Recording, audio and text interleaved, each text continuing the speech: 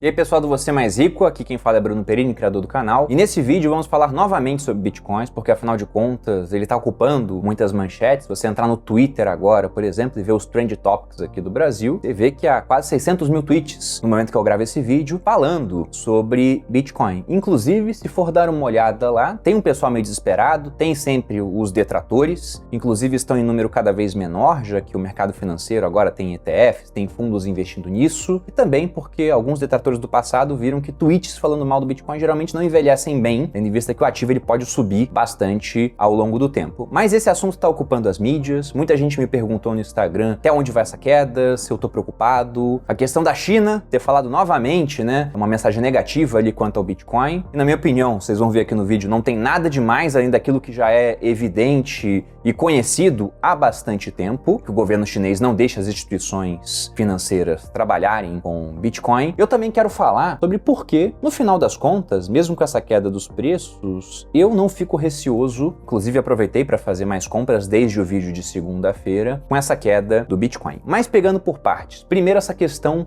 da China. Então nós vimos aí várias manchetes como essas, né, a partir do dia de ontem, sendo atualizadas hoje também, falando, né, lendo aqui a manchete: China proíbe bancos e empresas de pagamento de oferecerem serviços em criptomoedas. Aí embaixo tá, o país já proibiu exchanges de ICOs, Initial Coin Offers, né, oferta de novas moedas, mas a nova regra impede transações institucionais que pessoas tenham bitcoins, por exemplo. Bom, vendo o pronunciamento do governo chinês, que está aqui abaixo, eu não vi clara essa regra de proibir pessoas de terem bitcoins. Mas mesmo assim, se proibir, é difícil pra caramba de fiscalizar isso lá na China, uma população gigantesca. E além desse ponto, né, de que essa proibição é mais complicada, o restante, proibição de instituição financeira, de ICOs, isso tudo é muito velho, tá aí desde 2017. Então é mais uma reciclagem de uma notícia velha, que aparece, lógico, em um cenário onde o Bitcoin já está negativo, porque nessas horas as pessoas estão procurando um motivo para queda, então é muito bom para veículos de imprensa ficar soltando esse tipo de notícia. Você solta, sabe que vai ter muita gente procurando, afinal é um assunto quente no momento, e com isso eles ganham mais visualizações. Mas em si não é nada de novo. Inclusive eles transcrevem aqui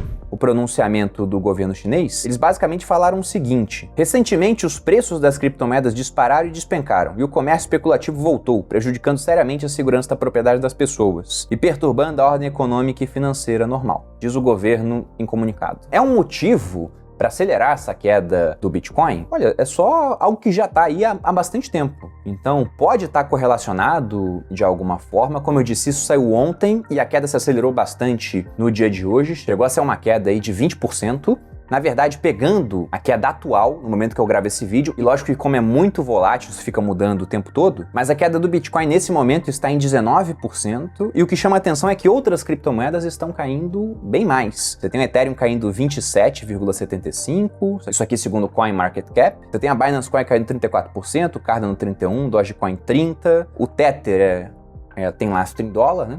Teoricamente, então não tá caindo, tá estabilizado ali junto com o valor do dólar. A Ripple tá caindo 30%, então várias caindo bem mais do que o Bitcoin. E muita gente também não entende por que esse movimento acontece, mas basicamente é um movimento de arbitragem, onde o pessoal vende aquilo que já subiu mais do que o Bitcoin e não caiu ainda, para comprar o Bitcoin que já caiu, fica mais atrativo, e pensando inclusive que esse movimento vai acontecer, porque não é a primeira vez que quando o Bitcoin cai, ele puxa as outras criptomoedas para baixo. Então as pessoas já se adiantam a esse movimento, só que se adiantar ao movimento é vender, se tem mais gente vendendo que comprando, os preços caem, mas o que chama atenção é que o Bitcoin, embora esteja caindo bastante, já cai menos do que as outras criptomoedas. O sentimento do mercado, segundo esse indicador da Alternative Me, de Fear Greed Index, nesse momento está em medo extremo, e durante a maior parte do ano ele estava lá na parte de euforia, todo mundo muito animado, o que mostra que a grande massa das pessoas toma decisões baseadas simplesmente na direção dos preços. Se o preço está subindo, o mercado está otimista, se o preço está caindo, o mercado está pessimista, quando eu acho que a melhor política é, na verdade, você comprar desses pessimistas que estão se livrando das criptomoedas agora, porque simplesmente pensam, né, que é o fim, que acabou, que alguma coisa vai acontecer, estão olhando no noticiário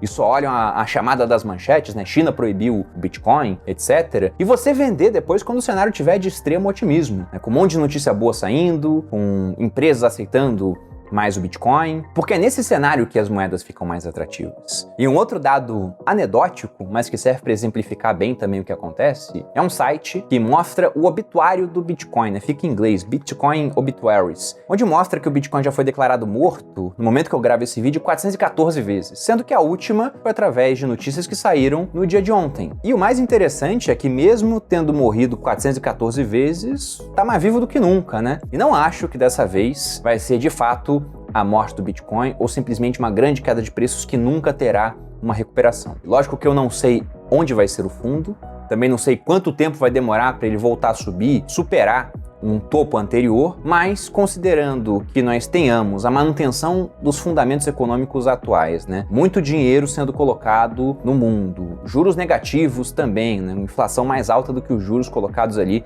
pelos bancos centrais ao redor do mundo, e o crescimento da demanda por parte das pessoas de algo que é muito escasso, eu continuo comprado na ideia. Aproveitei inclusive, como vocês podem ver no print aqui, para fazer mais compras desde que eu fiz o vídeo anterior. E fui pegando preços cada vez mais baixos, né? Não vou fazer uma compra nova nesse vídeo porque já fiz duas hoje. Uma eu comprei, como vocês podem ver aí, às 9h21 da manhã e dei um certo azar, né? Porque comprei um patamar de preço aí de 207 mil reais pelo Bitcoin e cerca de 40 minutos depois o preço tinha despencado, tava na casa dos 170 e poucos mil. Então fiz uma nova compra, adiantei a compra que eu faria ontem, por exemplo, em 179.859 reais. E por hoje chega de compras, talvez eu faça mais compras amanhã, mas eu prefiro realizar essas entradas parciais, porque assim fica mais difícil de eu pegar um preço que de repente numa grande queda fica muito descolado da realidade, né? Então eu vou fazendo compras nesse volume de maneira regular, aproveitando essa queda dos preços, que na minha opinião será temporária, porque eu enxergo no Bitcoin um ensinamento aí do autor Nassim Taleb bem interessante, e ele hoje é mais um detrator do Bitcoin, já gravei vídeos sobre isso também, mas ele fala no livro Arriscando a Própria Pele sobre a questão da regra da minoria. E isso é muito interessante. Ele não cita o Bitcoin lá, mas eu trouxe para essa realidade, para que vocês entendam o que é essa regra da minoria. Talvez alguns aqui estejam mais familiarizados com uma ideia do filósofo Karl Popper, do paradoxo da intolerância. O que essa ideia fala? É que no ambiente de tolerância ilimitada, onde todo mundo pode falar aquilo que quiser, vai surgir um cara intolerante. E esse cara intolerante, né, como ele é intolerante, ele não muda de ideia, e os outros são tolerantes a ponto de mudarem de ideia, ele vai convertendo alguns tolerantes em intolerantes. E essa minoria, ela vai crescendo, até que uma hora se torna uma maioria, e simplesmente a tolerância acaba porque eles são intolerantes. E até um exemplo interessante que o Taleb fala, pegando a questão das religiões. Hoje no mundo, você não vê religiões, pelo menos aqui no Ocidente, politeístas, que acreditam em vários deuses, com um grande número de seguidores. Você tem algumas poucas religiões monoteístas que dominaram essa parte. E por que isso aconteceu? Porque as religiões politeístas no passado, não que elas fossem extremamente tolerantes, né?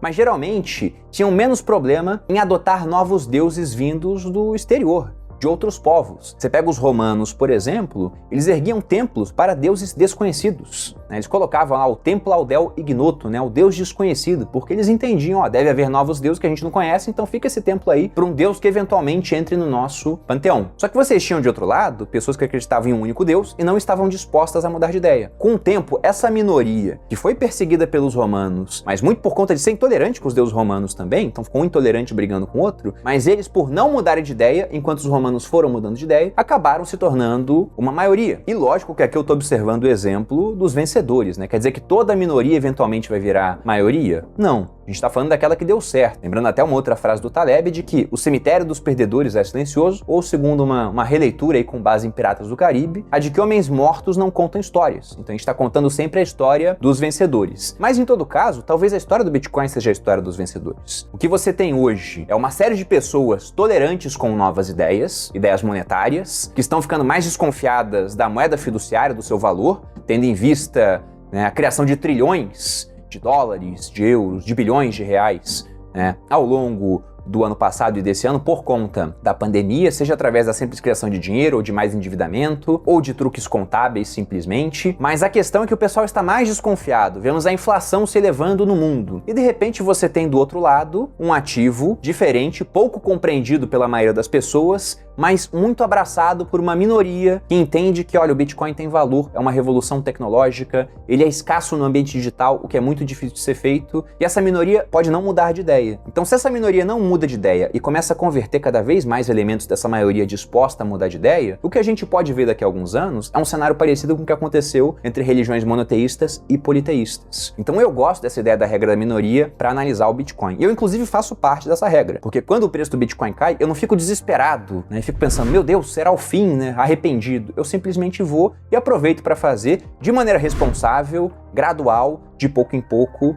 novas compras. E se você faz parte dessa minoria também e já entende como o Bitcoin funciona, eu acho que é uma oportunidade interessante. Se você não faz, busque compreender mais essa tecnologia para ver se realmente faz sentido ou não faz. E pensando em termos de exposição, pura e simplesmente, eu acho sempre melhor me expor a alguma coisa altamente assimétrica, como é o caso do Bitcoin e de outras criptomoedas, em momentos onde o preço está mais baixo do que em momentos onde o preço está mais alto. E é isso, pessoal. Esse é o recado do vídeo. Espero que tenham gostado. Se você gostou, deixe seu like aqui, se inscreva no canal, coloque nos comentários o que você está achando dessa realização do Bitcoin, o que tem feito. Me siga nas redes sociais. Um grande abraço e até a próxima.